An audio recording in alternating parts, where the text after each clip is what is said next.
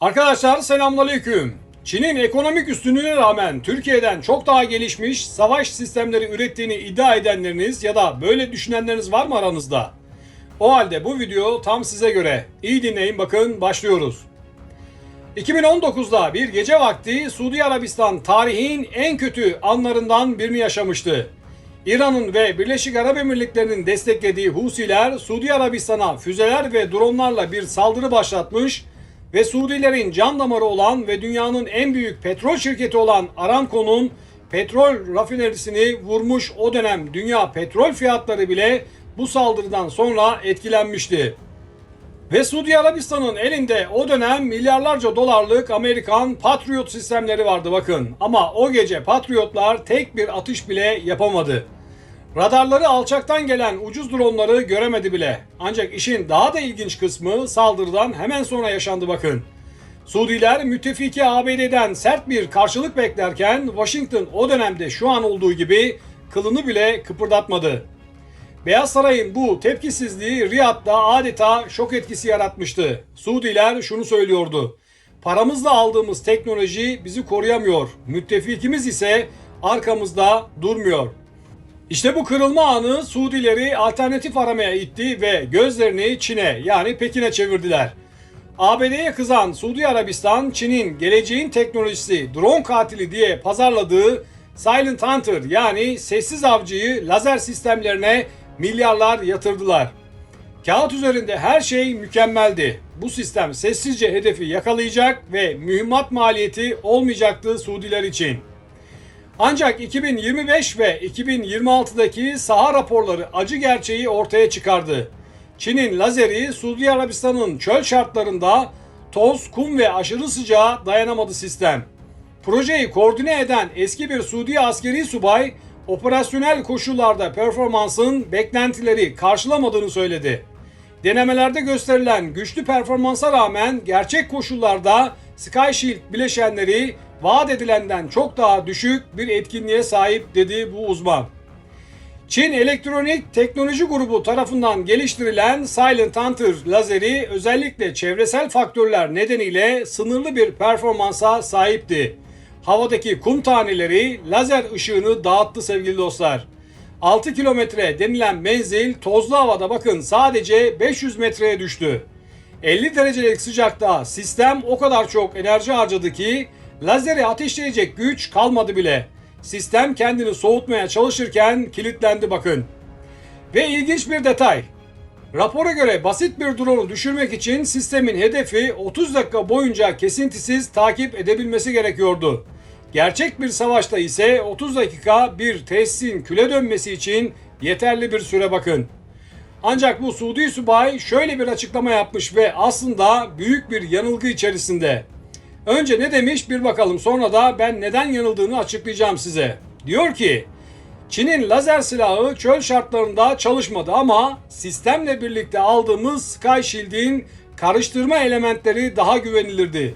Çoğu insansız hava aracının Silent Hunter tarafından değil, JN-1101 karşı drone engelleme sistemi tarafından etkisiz hale getirildi dedi bu subay. Kısaca sevgili dostlar, Suudileri şu anda ABD değil İran'dan gelen drone saldırılarına karşı Çin'den aldıkları bu dronların elektronik beynini karıştıran sistemler koruyor ya da korumaya çalışıyor. Ancak sevgili dostlar, Çin'den alınan bu karıştırıcı sistemin eldeki verilerle toplam 507 drone saldırısının sadece 280'ini durdurabildiğini gösteriyor veriler. Açıklanan rakamlar böyle bakın. Yani sistem %55 başarıyla çalışmış. Bu oran kritik tesisler ve hava savunma sistemleri için çok sıkıntılı bir rakam. Şimdi az önce söyledim ya, bu Suudi subay arkadaş büyük bir yanılgı içerisinde diye. Sebebi şu bakın. Suudi Arabistan'daki asıl patlak veren mevzu bu seçeneklerin birbiriyle olan uyumsuzluğu ve çevresel şartlara teslim olması. Çin bu sistemi satarken bakın sevgili dostlar, içinde radarı var, jammer'ı var, lazeri var diye paket olarak satıyor. Ama Suudilerin yaşadığı sorun tam olarak burada başlıyor bakın. Çölün o yoğun sıcak hava dalgaları yani serap etkisi ve kum fırtınaları JN-1101'in küçük dronları tespit etmesi gereken hassas radarını yanıltıyor. Sistem sahte hedeflere kilitleniyor veya gerçek drone'u kuş sürüsü sanabiliyor. Lazer, radar ve jammer aynı anda çalışmaya başladığında sistemin güç ünitesi yani jeneratör grubu aşırı yükleniyor. Suudi raporlarına göre sistem tam kapasite çalışırken 15 ila 20 dakika içerisinde aşırı bir şekilde ısınıp güvenli moda geçiyor. Yani çok seçenekli olması sahada sürekli çalışabilir olduğu anlamına gelmiyor bakın. Kağıt üzerinde 4 kW ile 30 kW arası güç üretebilen bu lazerin atmosferik bozulmalara, toz ve neme karşı bir kompense sistemi yok sevgili dostlar. Şimdi biz bu Araplara diyoruz ki özellikle bizimle Sünni dünyanın lider ülkesi benim yarışına giren Suudilere bakın.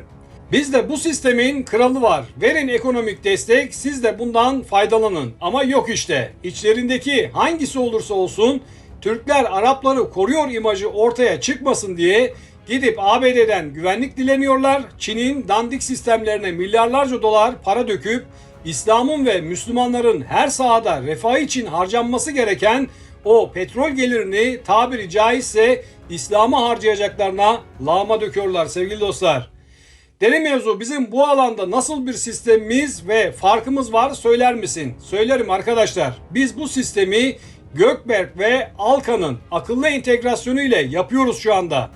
Aselsan Gökberk JN1101 gibi hantal bir kamyon üzerine kurulu tek blok bir yapıdan ziyade daha modüler ve termal yönetimi, soğutma sistemi ile çok daha gelişmiş bir yapıda sevgili dostlar. Ayrıca yazılım farkı şu: Çin sistemleri genelde tespit et ve yak mantığıyla çalışırken Türk sistemleri İHA'nın uçuş karakteristiğini yapay zeka ile analiz edip yapay zeka destekli hedef takibi yaparak lazeri en zayıf noktaya yani motor ve kamera optiğini saniyeler içerisinde odaklayabiliyor bakın. Çin'in JN1101 ise tabiri caizse hedefi pişirmeye çalışırken çok fazla vakit kaybediyor. Çin JN1101 sistemiyle her şeyi yapan bir İsviçre çakısı sattığını iddia ediyor ama Suudi Arabistan çöllerinde görüldü ki o çakının bıçağı köreliyor, tornavidası ise sıcağa dayanamayıp bükülüyor. Çok seçenek sunmak yetmez bakın sevgili dostlar. O seçeneklerin her türlü coğrafyada mermi sesleri arasında kusursuz çalışması gerekiyor. İşte Türkiye'nin sahadaki başarısı katalog verisi değil, çatışma verisi kullanmasından kaynaklanıyor. Katalog savaş meydanlarında şov yapmaz sevgili dostlar. Savaş sahasında yine o şovu gerçek savaş tecrübesi yapar kesinlikle. Peki nedir bu çatışma verisi? Çinli mühendisler JN1101'i bakın sevgili dostlar Pekin'deki klimalı laboratuvarlarda tertemiz İHA'lara karşı test ederken Türk mühendisler İdlib'in tozunda, Karabağ'ın dondurucu soğuğunda ve Libya'nın yakıcı neminde ve sıcağında veri topladılar yıllarca. Size şimdi 3 örnek vererek bitireceğim videomu bakın. Bunlardan birincisi Suriye'de Rus yapımı Karuşka 4 gibi devasa elektronik harp sistemleri bizim SİHA'larımızı kör etmeye çalışmıştı zamanında. O an işte katalog verisi çöktü bakın. Türk mühendisler hemen sahadan gelen sinyal verilerini merkeze aktardı ve sadece 48 saat içerisinde SİHA'ların yazılımı anında güncellendi. Artık SİHA'larımız Rus karıştırıcılarını görmezden gelmeyi öğrenmişlerdi bile. İşte bu Çin'in laboratuvarlarında bulamayacağı bir tecrübedir kesinlikle.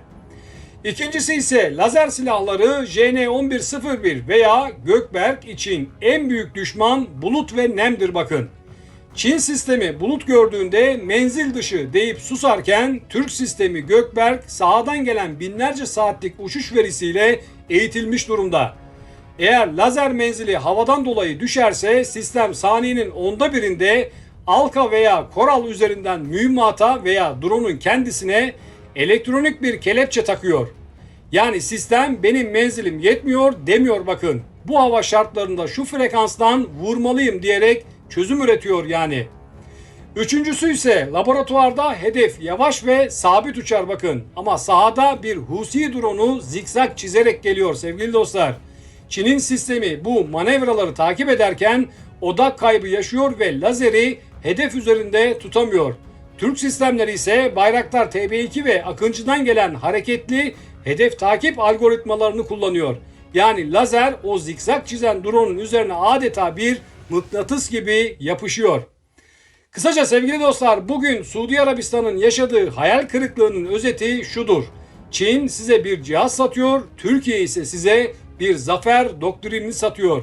Çünkü Türk sistemleri kağıt üzerindeki vaatlerle değil, bizzat düşman namlusunun ucunda yazılan kodlarla, yani eskilerin deyimiyle yaşanmış savaş tecrübesiyle çalışıyor ve selam. Ama bunu anlayacaklar mı? Orası bir muamma. Bana göre anlayacaklar ama sanki iş işten geçecek gibi. Yaşayacakları tecrübenin Mescid-i Aksa ya da Mekke olmamasını umut ediyor ve videomu izlediğiniz için teşekkür ediyorum. Türkiye'mize dair çok daha stratejik ve en yeni videolar için hemen şimdi kanalımıza abone olmayı sakın unutmayın. Yeni bir derin mevzuya kadar Allah'a emanet olun dostlar.